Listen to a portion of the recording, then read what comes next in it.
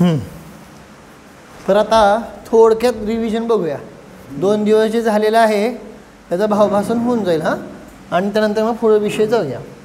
तर काय सांगितलं आहे, संक्षेपामध्ये सांगितलेलं आहे की एकेंद्रिय जीवांची संख्या. काय तर एकेंद्रिय जीवांची संख्या सांगितलं होतं. एकेंद्रिय हे संक्षेपात शॉर्टमध्ये बघतोय, नंतर विस्तारात है ना. एकेंद्रिय जीव सांगितले किती आहेत, फक्त निगोजी किती आहेत, अनंत अनंत. एकेंद्रियामध्ये निगोजी सोडून बाकीचे सगळे पृथ्वी, जल, अग्नी, वायू आणि वनस्पतीमध्ये कुठले, प्रत्येक वनस्पती. हे तर साधारण वनस्पती आहेत ना, कळलं का नाही. सो प्रत्येक वनस्पती अशी हे 5 सगळे कसे सांगितले, असंख्यात असंख्यात आहेत. द्विंद्रिय पण, त्रिंद्रिय, चतुरिंद्रिय आणि पंचेंद्रिय सगळे कसे आहेत, असंख्यातमध्ये आहेत, असंख्यात असंख्यात आहेत. ठीक आहे ना. आता त्यानंतर मग पुढं सांगितलं काय आहे, एकेंद्रिय जीवांची संख्या कशी काढायची.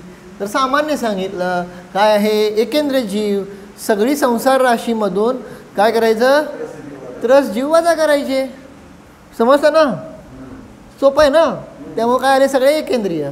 आता एकेंद्रियाचे परत 2 भेद केले, अपर्याप्त आणि पर्याप्त. त्यापैकी सांगितलं काय आहे, अपर्याप्त जे आहेत ते कसे सांगितले, जी एकेंद्रियांची आपण एकूण राशी काढली नाही इथं आहे ना, त्याला संख्याताचा भाग द्या. हा जो एक भाग आहे तो काय आहे, अपर्याप्त, एकेंद्रिय अपर्याप्त आहे ना. आणि जो बहुभाग आहे तो काय आहे, पर्याप्त एकेंद्रिय. म्हणून एक भाग म्हणजे कमी कोण झाले, अपर्याप्त, आणि जास्त कोण झाले, हे आपण एक प्रकार बघितला. आता दुसरा प्रकार हा ना. आता एकेंद्रिय सांगितले काय आहे, भेद आहेत ना, 2 भेद केले. कुठले, बादर आणि सूक्ष्म. बरोबर. मग बादर एकेंद्रिय कसे सांगितले, बादर हा ना. तर सांगितलं काय आहे, एकूण एकेंद्रिय आहे त्याला असंख्यात लोकाचा भाग द्या. हा एक भाग जो आहे तो काय आहे, बादर एकेंद्रिय आहेत आहे ना. आणि बहुभाग काय आहे, सूक्ष्म एकेंद्रिय. म्हणजे ह्या तिन्ही लोकांमध्ये सूक्ष्म एकेंद्रिय जास्त जीव आहेत आणि बादर एकेंद्रिय जीव किती आहे सांगितलं, कमी आहेत. कळलं ना. म्हणून बादर जीव कमी आहेत आणि सूक्ष्म जीव जास्त आहेत. अशा प्रकारे ते सांगितलं आहे. आता त्यानंतर मग पुढं सांगितलं काय आहे, बादरचे परत 2 भेद केले, पर्याप्त आणि अपर्याप्त. पर्याप्त सांगितलं काय, बादर एकेंद्रिय जीव आहे त्याला असंख्यात लोकाचा भाग द्या. परत कळलं का. तर हे काय झाले, मग पर्याप्त काय आले, बादर एकेंद्रिय आले. कळलं का. आणि बहुभाग काय आहेत, अपर्याप्त आहे. आम्ही आता एक तर काय आहेत, बादर जीव कमी आणि त्यामध्ये परत पर्याप्त बादर जीव कमी आहेत. भावभाषण होतंय का, आहे ना. आणि अपर्याप्त बादर जीव जास्त आहेत. एक तर एकेंद्रियामध्ये बादर जीव कमी आहेत, ओके, सूक्ष्म जास्त आहेत ना. आता बादरमध्ये पण सांगितलं काय आहे, पर्याप्त जीव कमी आहेत, अपर्याप्त जास्त आहेत. लक्षात येते का, भावभाषण होऊन घ्या आहे ना ना. हे इथं सांगितलं. आणि मग परत पुढं त्यानंतर सांगितलं काय आहे की सूक्ष्म जी आपण संख्या काढली आहे ना, त्यामध्ये पण अपर्याप्त आणि पर्याप्त 2 भेद केले आहे ना. तर त्यापैकी सांगितलं जे सूक्ष्म एकेंद्रिय जीव आहे त्याला संख्याताचा भाग द्या. तर ते काय आले, अपर्याप्त. आणि संख्यात बहुभाग काय आहेत, पर्याप्त. कळलं का. म्हणजे काय झालं, आता इथं उलटं झालं हा ना. सूक्ष्मामध्ये अपर्याप्त जीव कमी आहेत आणि पर्याप्त जीव जास्त आहेत. मग आता भावभाषण झालं का तुम्हाला, ह्या सगळ्या ओव्हरऑलमध्ये काय भावभाषण झालं सांगा बरं. हां हां, म्हणजे आता इथं सांगितलं काय आहे, ओव्हरऑल म्हणजे एकेंद्रिय जीवामध्ये सांगितलं काय आहे. आता 4 कॅटेगरी केल्या आपण काय, त्यापैकी बादर पर्याप्त जीव कमी, त्याच्यापेक्षा काय बादर अपर्याप्त जीव जास्त, त्यापेक्षा सूक्ष्म अपर्याप्त जीव जास्त ह्याच्यापेक्षा. भावभाषण होते का, हे इथं लिहिलं नाही आहे, आपल्याला लावायचं आहे ना. आणि त्या सूक्ष्म अपर्याप्तापेक्षा सूक्ष्म पर्याप्त जीव जास्त. असं कसं लावलं म्हणावं, प्रश्न येऊ शकतो ना. तर सोपं आहे. इथं काय सांगितलं होतं आत्ताच, बादर जीवापेक्षा सूक्ष्मजीव जास्त आहेत का नाही. सो बादर अपर्याप्तापेक्षा सूक्ष्म अपर्याप्त जीव जास्तच असणार.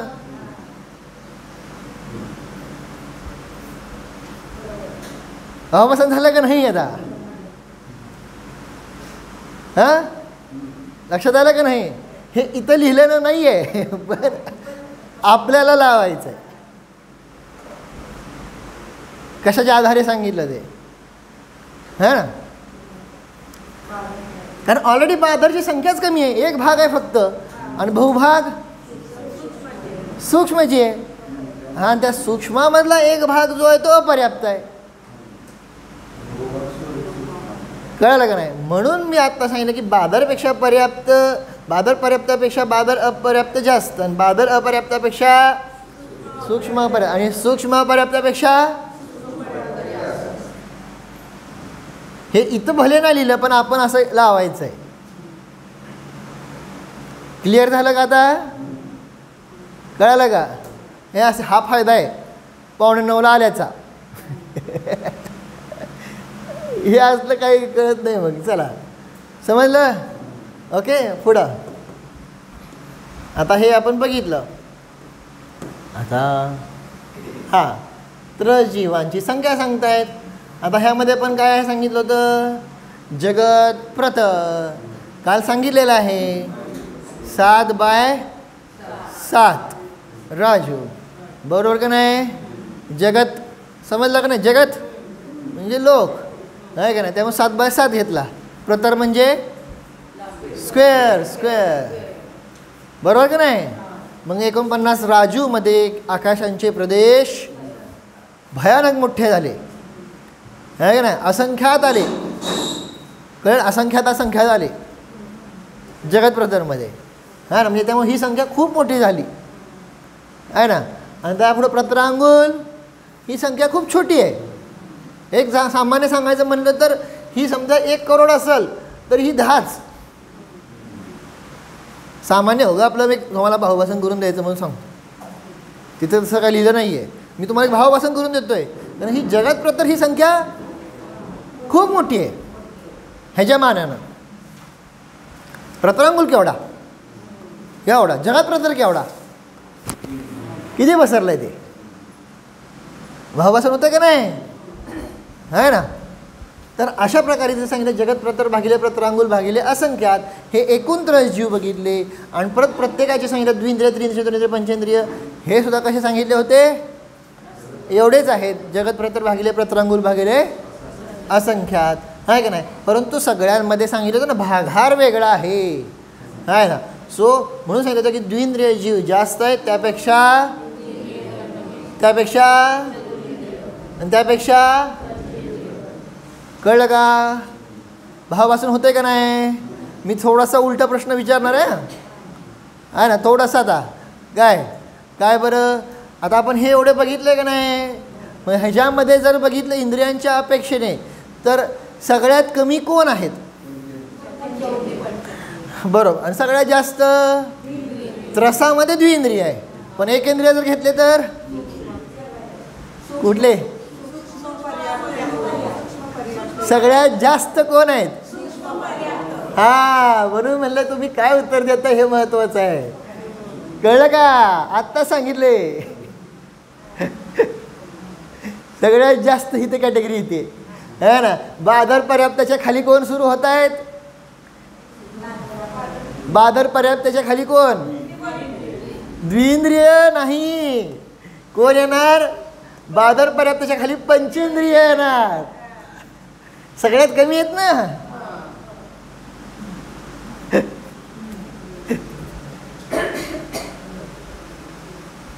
काय आलं कळलं नाही है ना. काय सांगितलं होतं सगळ्यात काय आहे आपण इथं बघितलं होतं का नाही. सगळ्यात जास्त कोण येत आहेत एकेंद्रियामध्ये आहे ना. 4 कॅटेगरी केले होते त्यामध्ये सूक्ष्म पर्याप्त बघितलं होतं. बरोबर का नाही. भावभाषण झालं का नाही. सगळ्यात जास्त एकेंद्रियामध्ये सगळ्यात कमी कोण बादर पर्याप्त. बरोबर. आता बादर पर्याप्त आता पुढं जाऊन सांगितलं काय आहे की समजा बादर पर्याप्तापेक्षा सुद्धा एकेंद्रियच ऑलरेडी जास्त आहेत बरोबर का नाही? सगळ्यात जास्त ऐकेंद्रिय आहेत, पण आता त्यामध्ये द्विंद्रिय त्रिंद्रिय सगळे मिसळले है ना. तर बादर पर्याप्तापेक्षा सुद्धा कमी कोण येणार? कमी विचारचं, कमी. बादर पर्याप्त पर्याप्त पर्याप्त. द्विंद्रिय जास्त आहेत ना त्रसमध्ये. त्रस राशीमध्ये द्विंद्रिय सगळ्यात जास्त आहेत का नाही? म्हणून कोण येणार? आता भावपसंत झालं का नाही? मला माहिती आहे मी सगळं वरचं सांगायला लागलो, खूप वरच्या लेवलचं, पण हे जरा थोडं बुद्धीला हे करा ना. आज झाला संपला विषय, आता पुढे येत नाही आहे ना. फक्त आजच्या दिवस जरा थोडंसं ज्यानं थोडंसं समजून घ्या. कळालं का नाही मी काय सांगितलं? का परत सांगू? परत हे काय सोपं आहे, काय अवघड नाही. त्रस जीवामध्ये सगळ्यात कमी कोण आहे? सगळ्यात कमी, बरोबर. आणि एकेंद्रिय जीवामध्ये सगळ्यात कमी कोण आहे? बादर, बरोबर का नाही? मग त्यांना बादर पर्याप्ताच्या पेक्षा सुद्धा कमी कोण येणार? कारण एकेंद्रिय आणि त्रस ह्याच्यामध्ये जास्त कोण आहेत? एकेंद्रिय आहे, बरोबर का नाही? त्रस तर कमी आहेत ना एकेंद्रियाच्या मानाने, बरोबर का नाही? आणि त्या त्रसमधले पंचेंद्रिय कमी आहेत. सो बादर पर्याप्तापेक्षा कमी कोण येणार? पंचेंद्रिय. कळलं? पंचेंद्रियापेक्षा जास्त कोण येणार?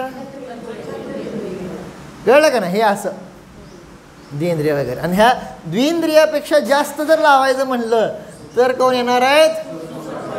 सूक्ष्म पर्याप्त. समजलं का नाही? हां, हे 2-4 फक्त मी मिक्स केलेत, बाकी काही केलं नाही है ना. जरा थोडं डोकं लावावं लागतं. क्लिअर झालं का? जाऊ पुढं.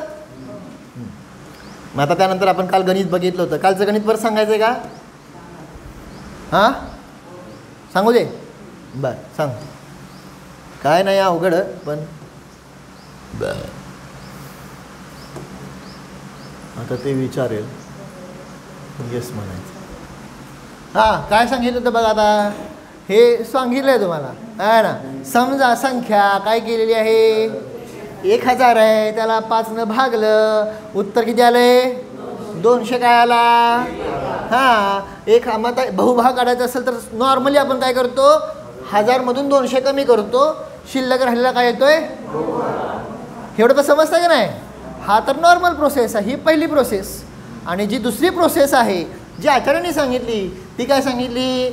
1000ला 5ने भागलं आणि 1 कमीनं, ज्यानं भागलंय त्याला 1 कमीनं गुणायचं, म्हणजे बहुभाग येतो. समजलं का नाही? ज्यानं भागलंय त्याला 1 कमीनं गुणलं की बहुभाग. आलं का नाही लक्षात? आता ही दुसरी पद्धत कळली. मी दुसरी पद्धत नंतर सांगणार आहे. आता पहिल्या पद्धतीच्या नुसार गणित बघूया, ठीक आहे?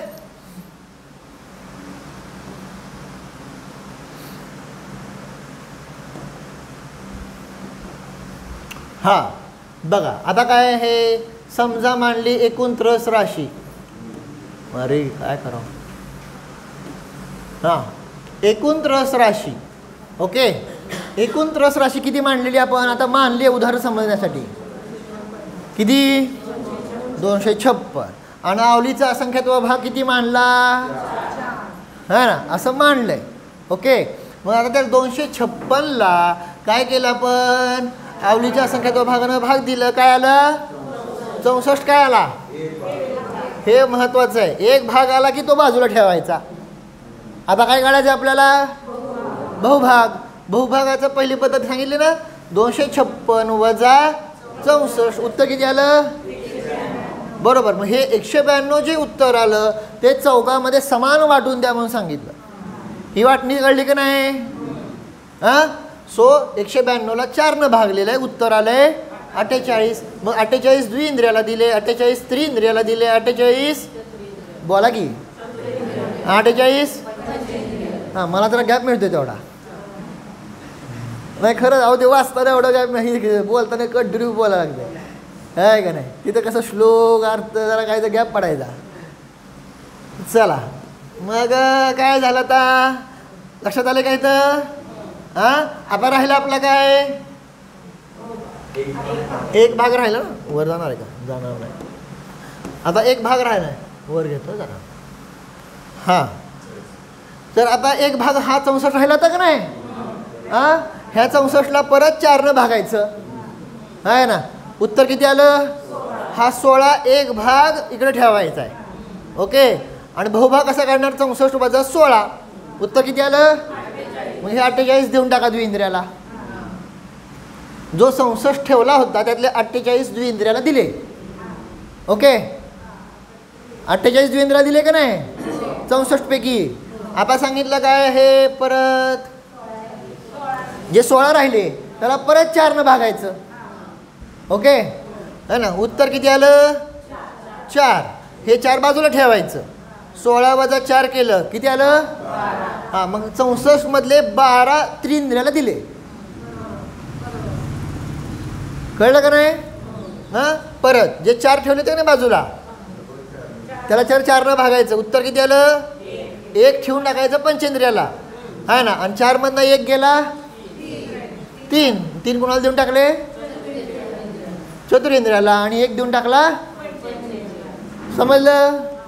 ओके आणि आता मग टोटल करून टाका 48 आणि 48. अहो बघून तर वाचा की, आहे ना. त्रिइंद्रियाची, चतुरेंद्रियाचं आणि पंचेंद्रियाचं झालं का. म्हणजे अशा प्रकारे 96, 60, 51, 49 ह्या 4 राशी म्हणजे 256. हे 256 असं 4 ठिकाणी वाटून दिलं आहे ना. मग कुणाला कशी वाटणी आली आहे ना, हा नियम सांगितला. बहुभागे समभागो असं ते पूर्ण सूत्र आहे. कळालं का नाही, असं ते पूर्ण सूत्र आहे. बहुभागाचा समभाग सगळ्याला देऊन टाकायचा आहे आणि मग परत सगळ्याचा काय करत राहायचं आहे आपल्याला, एक भाग काढायचा आहे ना, बहुभाग द्यायचा, एक भाग काढायचा, बहुभाग द्यायचा, अशी वाटणी. हे सूत्र लक्षात ठेवा. तुम्हाला जर भविष्यात अजून पुढे जैन गणित जेव्हा येणार आहे हेच प्रोसिजर वापरणार. प्रोसिजर हेच वापरणार. पहिल्यांदा काय करायचा, एक भाग काढून ठेवायचा बाजूला, बहुभाग सगळ्यांना वाटून द्यायचा आणि तो एक भागाची परत वाटणी करत बसायची है ना. कर्मकांडमध्ये पण हे सूत्र येणार. कळलं का. लब्धिसारमध्ये पण हेच येणार. सो हे सूत्र, ही प्रोसिजर फक्त लक्षात ठेवा. कळलं का. हे तर आपण पहिल्या ह्याच्या अपेक्षेने बघितलं. जर दुसऱ्याच्या अपेक्षेने बघितलं तर काय केलं, हिथं आपण जे मायनस करतोय का नाही त्याच्याऐवजी एक कमीनं काय करायचं आहे, गुणायचं आहे. एवढंच आहे. म्हणजे ॲक्च्युली हे आचार्य प्रत्येक ठिकाणी मायनस करत नाहीत. हे तुम्हाला ह्यांनी इथं दाखवायचं म्हणून दाखवलेलं आहे. आचार्यांनी जे केलेलं आहे ते एक मायनस नाही केलं. काय केलेलं आहे, एक कमीनं गुणलं. कळलं ना. उदाहरणार्थ बघा आता इथं 4/4 उत्तर किती आलं, 1 आलं का नाही. हा ना, हा एक भाग झाला. आता बहुभाग काढायचा असेल गुणिले 3 गुणायचं. जेवढ्यानं भागलंय त्याला 1 कमीनं गुणायचं. मग 3 काय आला, बहुभाग. इथं पण बघू शकता 16/4 हे 4 एक भाग आला का नाही है ना. ह्याला परत 3 गुणायचं. 4 त्रिक 12 काय आला,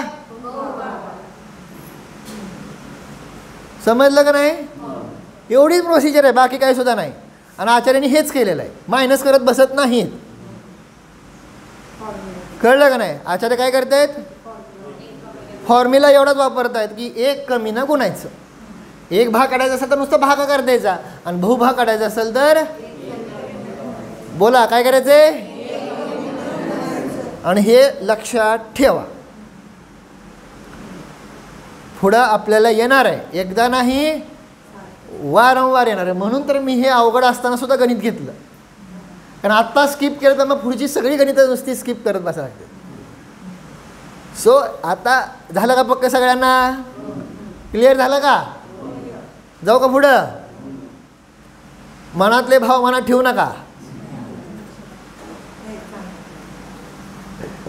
चला बस आता पण झालं. पुढं आता त्रस पर्याप्तकांची संख्या इथं काढत आहेत. पर्याप्ताच्या अपेक्षेने चाललंय बरं का, हे महत्त्वाचं आहे. आता तिथं वेगळं होतं कळलं. तिथं नुसतं त्रसांच्या अपेक्षेने संख्या आपण बघितली होती. कळलं का? द्विंद्रिय जास्त, पंचेंद्रिय हे नॉर्मल, पर्याप्त अपर्याप्त सगळे मिक्स होते आहेत. आता कशाच्या अपेक्षेने बघतायत? फक्त पर्याप्त. त्रस पर्याप्त आहेत आहे ना. त्यांची एकूण संख्या किती आहेत? एकूण पर्याप्त त्रस किती आहेत? तर तेच जगत प्रतर भागिले प्रतरांगुल भागिले संख्यात आहे ना. परत द्विंद्रिय त्रिंद्रिय चतुरेंद्रिय पंचेंद्रिय ह्यांचं पण हेच सूत्र. परंतु हा भागाकार प्रत्येक ठिकाणी काय होतोय? संख्यात आहे तो बदलतोय. हां आता पर्याप्त काय ना, आपण काय काढतोय आता? आपण पर्याप्त काढतोय का नाही जीव आहे ना. त्यामुळं संख्यातानं भागलं. मग ह्या अपेक्षेने असं केलं असताना सगळ्यात जास्त कोण आहे सांगितलं? पर्याप्त जीव. इथं क्रम बदलतोय बरं का, लक्ष ठेवा. पर्याप्ताच्या अपेक्षेने सगळ्यात जास्त कोण? त्यापेक्षा कमी, त्यापेक्षा कमी आणि त्यापेक्षा कमी. हां आता इथं तुम्ही म्हणताल असा कसा काय क्रम आहे? पण हे पर्याप्ताच्या अपेक्षेने असेच आहेत. समजलं? सगळ्यात जास्त त्रिंद्रिय, त्यानंतर द्विंद्रिय, त्यानंतर पंचेंद्रिय आणि चतुरेंद्रिय. कळलं? ह्यांची वाटणी पण अशीच होणार. आत्ताच्या गणित बघितलं होतं का नाही तुम्ही? म्हणून त्यांनी तिथे लिहिलेलं आहे की तुम्ही हे एकूण त्रस जीव 256 असे माना आणि हा 4चा भाग माना आणि मग परत बहुभागे समभागो अशीच वाटणी होणार. हां हां नाही वाटणी. आता तसं त्यांना तसं तेवढं द्रव्य द्यायचं आहे. आचार्यांनी सांगितलं आहे तिथं की सगळ्यात जास्त त्रिंद्रियाला. आपण तिथं कसं केलं होतं? पहिल्यांदा तिथं काय ठेवलं होतं? पहिल्यांदा द्विंद्रिय. कळलं का? वाटणी करताना अरे खाली गेले. हां इथं आपण काय ठेवलं होतं? द्विंद्रियाला दिलं, त्यापेक्षा कमी त्रिंद्रियाला, त्यापेक्षा कमी चतुरेंद्रिय, त्यापेक्षा पंचेंद्रियाला. आता इथं वाटणी करतानाच अशी करायची की सगळ्यात पहिलं द्रव्य त्रिंद्रियाला द्यायचं, नंतरचं द्रव्य द्यायचं द्विंद्रियाला, नंतरचं द्रव्य द्यायचं पंचेंद्रियाला आणि नंतरचं द्रव्य द्यायचं सगळ्यात शेवटचं राहिलेलं.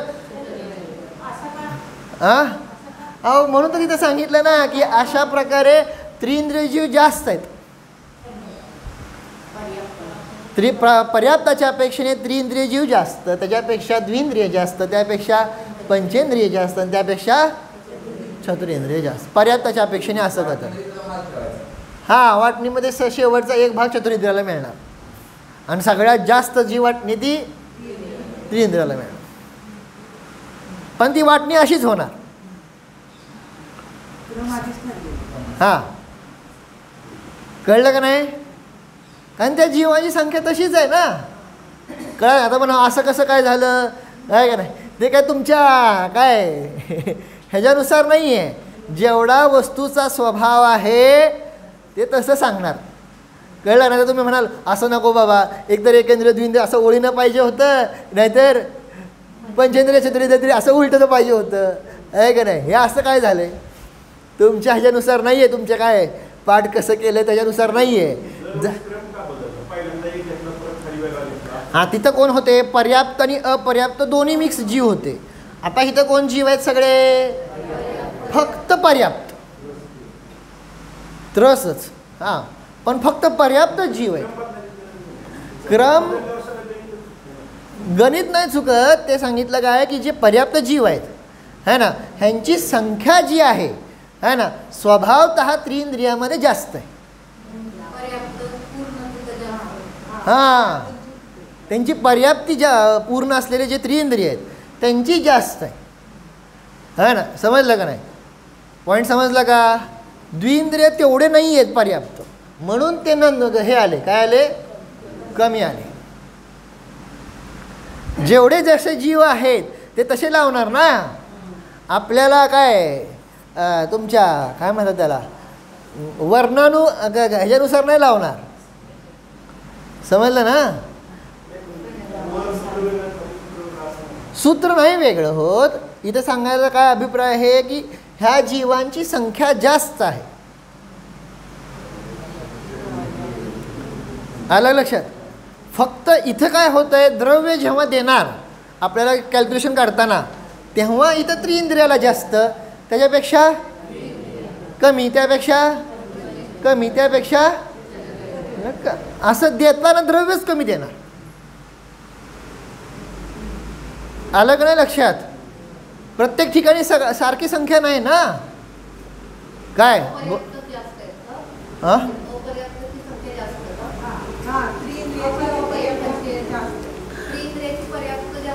हां, व त्या अपेक्षेने द्विइंद्रिय अपर्याप्त जास्त आहेत,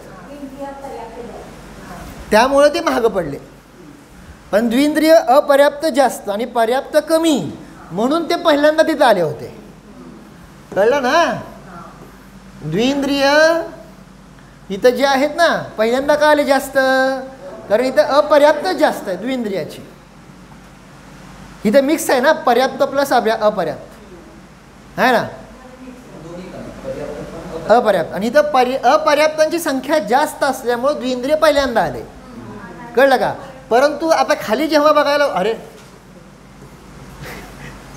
परंतु जेव्हा खाली बघायला लागलो तेव्हा सांगितलं काय, आता फक्त पर्याप्त बघतो आहोत, आता आम्ही अपर्याप्त बघत नाही आहोत. मग तेव्हा त्रिइंद्रिय पुढे आले. कळलं का नाही. आता काय उदाहरण द्यावं, मला तर उदाहरण काय सुचत आहे ह्याला. हां, अपर्याप्ताचे क्रम बदलणार आहे ना, पण आता अपर्याप्त इथं काढले नाही आहेत, पर्याप्त घेऊन संपवून टाकले. काढलंय सगळं काढलं असं नाही आहे, पण त्यासाठी आता आपल्याला पण धवलादी ग्रंथामध्ये जायला लागेल आहे ना. सत्संख्या त्यातलं संख्या आहे का नाही हे बघायला लागेल. तिसरं पुस्तक आहे का नाही. बघ तिथे सगळं तेच काढत बसले, तेच काढत बसायचं. चला समजलं का. ओके, विषय इथंपर्यंत झाला, सगळ्यांना समजला आहे ना. झालं इंद्रिय मार्गना माझ्या मते संपली. ओके आहे ना. मग हे इंद्रिय मार्गना अशा प्रकारे इथं हे सांगितलेली आहे ना. आता एक मिनटं अगोदर सूचना एक सांगायची मला अगोदर, त्यानंतर आहे ना. आता उद्यापासून काय आहे आपण ते सुरू करणार. मी सांगितलं होतं का नाही काय करणार आहोत. काय जसं आपण 14 मार्गणांवर बोलायला दिलं होतं का नाही, आठवतंय का. हां, 14 मार्गणांवर बोलायला दिलं होतं का ना, तसं उद्यापासून परत एकदा 14 मार्गणांवर बोलायचं आहे. पण ज्यांनी 14 मार्गणांवर भाग घेतला होता आता त्यांनी भाग घ्यायचा नाही. कळलं का. त्यांच्यासाठी नाही, त्यांनी गुणस्थानाची तयारी करा, कारण ते मार्गणा संपले की गुणस्थान सुरू करतं. कळलं का नाही आहे ना. पण ज्यांनी भाग घेतला नव्हता, लक्षात येतं आहे, त्यांचं बरोबर 8:45 वाजता आहे ना. परंतु आता ती नावं आत्ता काही तर सांगायची नाहीत, काय नाही, मी व्हॉट्सअपवर टाकतो. ओके, व्हॉट्सअपवर टाकल्यानंतर पहिल्यांदा पहिली नावं जे येणार ते पुरुषांना. कळलं का. म्हणजे कुणा पुरुषांना जर बोलणार असतील, कुठली मार्गाने घेणार असतील, तर ते पहिल्यांदा मी सांगेल 3 वाजेपर्यंत 4 वाजेपर्यंत पुरुषांनी नावं टाका, आणि त्यानंतर पुढची जी नावं आहेत ती मग महिलांनी टाका. आणि उद्यापासून काय सुरू करायचं आपल्याला, 14 मार्गणा. काय फक्त एक नियम ह्यात एक वाढणार, जे मागचे नियम आहेत तेच तसेच कंटिन्यू आहेत. कळालं का. की तुम्ही अजिबात वाचायचं नाही आहे, पाठ करून यायचा, अभ्यास करून यायचा. फक्त एक नियम वाढणार, काय आहे, जो सगळ्याला लागू होणार आहे, की जे शिकवलं नाही ते सांगायचं नाही. काय म्हणलं कळलं. मागच्या वेळेस केलं तर सगळ्यांनी तसं, मी जाऊ दे म्हणलं, पण जे शिकवलं नाही ते सांगायचं नाही. आणि जर सांगितलं तर मग मी त्याला शिकवायला बसवतो. जे शिकवलं तेवढं सांगायचं. कळलं का नाही. तर हे जी रिव्हिजन आता थोडंसं काय, पहिले सुरुवातीचे काय असतील ना 5-10 मिनटं जे असतील ते सांगतील, आणि पुढचे मग आपला विषय चालू राहील. ठीक आहे ना. आणि उद्यापासून आता मी इंद्रिय मार्गाने पुढे जाणार नाही आहे, मी सांगितलं होतं ऑलरेडी, पहिल्यांदाच डिक्लेअर केलं होतं. कळलं का. की मे महिन्यामध्येच घेणार नाही, रिव्हिजन घेणार. आपल्याला परीक्षेची तयारी करायची, आता पक्का करा विषय. कळलं का नाही. नंतर पुढं जी काय मार्गाने वगैरे मग सगळे आल्यानंतर जूनमध्ये सुरू करायचं. कळलं का. मग आता मागचे सगळे विषय परत पक्के करायचे, पूर्ण पक्के. ओके, गुणस्थान तर आता पूर्ण पक्का करायचं. आलं लक्षात आहे ना. ते उद्यापासून गुणस्थानाचा विषय वगैरे सुरू होईल. आणि असं समजू नका नुसतं रिव्हिजन आहे. आत्ता रिव्हिजन घेतली पण कितीतरी नवीन पॉईंट सांगितले का नाही मी, जे पहिल्यांदा आले त्यांना कळलं असेल आहे ना. जे 2 दिवसात शिकवलं होतं त्यामध्ये नवीन पॉईंट सांगितले तुम्ही आहे ना. असं आहे. सो रिव्हिजनमध्ये सुद्धा अनेक नवीन पॉईंट्स तुम्हाला येणार आहेत जे मी टाळलं होतं, म्हणलं जाऊ दे पहिली वेळ नको. सो त्यामध्ये परत सांगणार की हा पण हे विशेषता आहे, ही पण तिथं ही विशेषता आहे. कळलं का नाही. ती सगळ्या चर्चा आपण आता हळूहळू बघणार आहे. समजलं का आहे ना. तर मी ते व्हॉट्सअपवर सगळं टाकतो आहे ना. ज्यांना शक्य आहे त्यांनी सोपे सोपे नावं द्यायला, मला काय अवघड वाटत नाही. पुरुषांना सोप्या सोप्या मार्गणं आहेत आपल्या. काय हा आहार आहे, संज्ञी आहे किंवा भव्य मार्गण आहे, काय त्यामध्ये असं नाहीच. कळालं का नाही. 2-2 मिनटाच्या तर असे तुम्ही ते देऊ शकता. आणि बाकीचे मग महिला ज्यांनी भाग घेतला नाही त्यांनी आत्ता भाग घेऊ शकता आहे ना. व्हॉट्सअपवर तसं नाव टाका. ठीक आहे. आता मूळ हे इंद्रिय हां कशाचं हां. आता हे ॲक्च्युली जे आहे ना, मी तुम्हाला ह्यानी इथं काहीही अर्थसंदृष्टी घेतलेली नाही. इथं सगळ्या ॲक्च्युली अर्थसंदृष्टी आहेत. आणि त्या अर्थसंदृष्टीमधून अजून खूप भाववासन होतं. अर्थसंदृष्टी मीन्स काय तर तुमचं बीजगणित. तिथं काय असतं एक्स वाय ए बी असं असतं की नाही. तशा प्रकारे तिथं काय असतं, इथं सांगितलं. इथं काय म्हणतात आचार्य असंख्यात. संख्यात म्हणतात ना, संख्यात म्हणलं की असं चिन्ह आहे. कळलं का है ना. असंख्यात म्हणलं की असं चिन्ह आहे. समजलं. ही चिन्ह आहेत सगळे 3 है ना. हे आता इथं काय शब्द जगतप्रतर आहे का नाही. जगतप्रतरचं 2 रेषा 2 लाईन्स है ना. जगत श्रेणी असतं तर 1 लाईन, जगतप्रतर आहे म्हणून 2 लाईन, आणि जगत घन किंवा घनलोक असतं तर 3 लाईन. असे साईन आहेत, सिम्बॉल्स आहेत ते है ना. ती आहे अर्थसंदृष्टी. आणि त्या अर्थसंदृष्टीमध्ये गणित काय नसतं. कळलं का. फक्त सिम्बॉल्स ठेवत जायचे असतात. गणित समजतं. गणित म्हणजे आता इथं आपल्याला काय करायला लागतं, गणित करायला लागतं ना. ह्याच्यामधून एवढे कमी झाले, ह्याच्यामधून एवढे वाढले, तिथं काय नाही. इथं फक्त सिम्बॉल्स लिहायचे असतात है ना. प्लसचे सिम्बॉल वेगळे असतात, मायनसचे सिम्बॉल वेगळे असतात. आता तुम्हाला म्हणलं का नाही तिथं काय करणार. जसं उदाहरणार्थ काय सांगितलं, काय हे एक आपली कुठली आहे जगतप्रतर. ओके. त्याला भागिले काय येणार, हे सगळं काय आहे. आता हे सोडून द्या, पण इथं समजा काय आहे असंख्यातानं भागलं. जगतप्रतर भागिले असंख्यात. ओके. हा एक भाग येणार. आणि बहुभाग कसं दाखवणार त्यांनी, कळलं का. तर मला लिहायला जागा नाही तर बहुभाग इकडे लिहितो बरं का है ना. तर जगतप्रतर भागिले असंख्यात गुणिले काय करणार इथं असंख्यात वजा 1 असं चिन्ह फक्त. कळलं तुम्हाला. ही सगळी काय आहे अर्थसंदृष्टी आहे. पण ते अर्थसंदृष्टी समजून घेण्यासाठी सगळी चिन्ह आणि हे सगळं गणित लक्षात ठेवावं लागतं. म्हणजे काय चाललंय ना तर कळत नाही. तर नुसते आपलं काय कालाक्षर बाईस बराबर काय कळत नाही बघ है ना. चिन्ह तर लक्षात ठेवता येईल, ते काय अवघड नाही आहे चिन्हाचं. पण हां हे काय गणित आहे ना, हे थोडंसं डोक्यात ठेवायला लागतं. मग अर्थसंदृष्टी समजून घेऊ शकता. इथं फक्त त्यांनी लिहिलं काय की हां त्यांनी आत्ता आपण केलं का नाही 256चं गणित तसंच करा म्हणले, बाकी काय सुद्धा नाही. हां हां ह्याचा अंकसंदृष्टीने एक्झॅक्ट गणित पण बसवलं असणार आहे.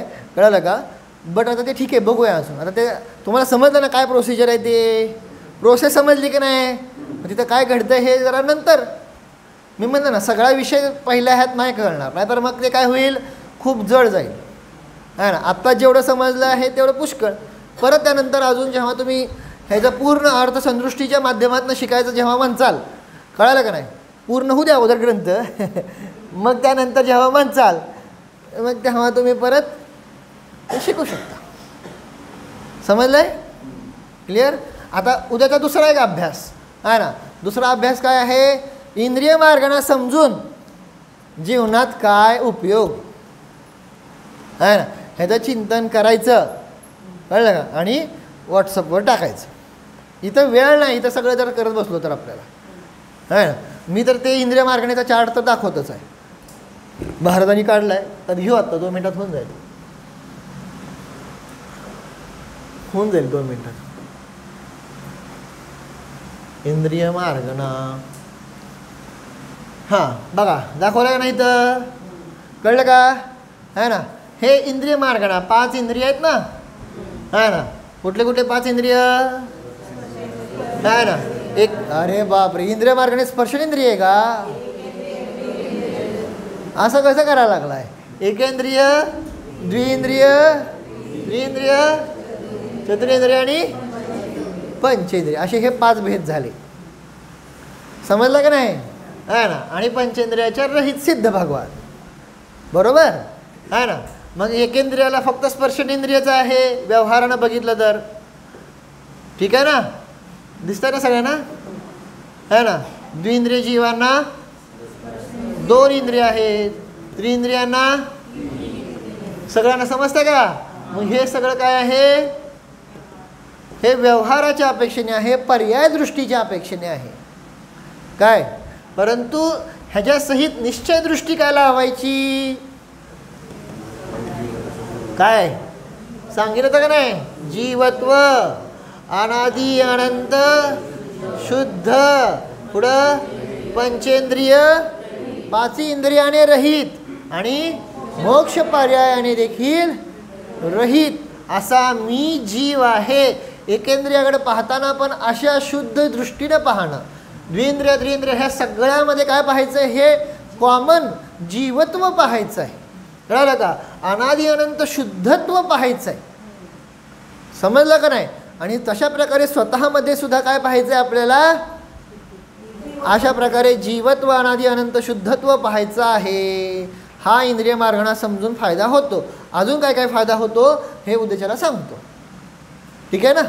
हां, बाकी ही सगळी चर्चा आपण उद्या बघू. चल, ध्यान. नितीन काका सांगा.